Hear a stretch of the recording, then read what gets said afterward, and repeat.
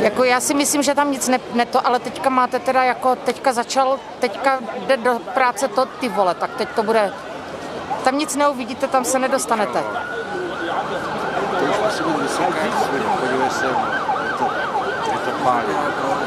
Tak to je teda normálně v prdeli, tohle to dovede si představit, co ti lidi tam jako dole, to nemohli táto vyklidit takhle.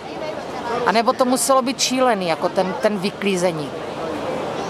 Požárnisko ještě.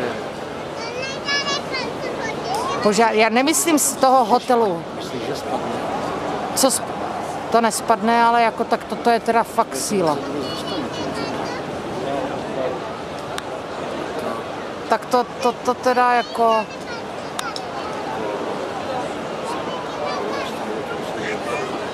Ježišmarja, řešte z druhé strany, je to lepší, tam se nedostanete. Vy jste fakt jak povodňoví turisti normálně.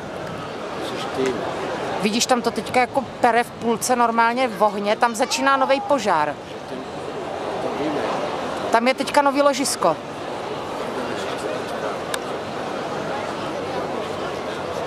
To si píš, že tam je teďka.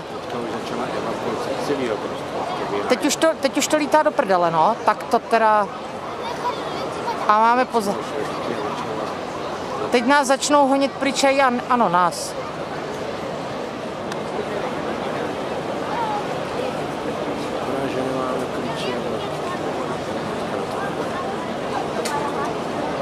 Ježíš, to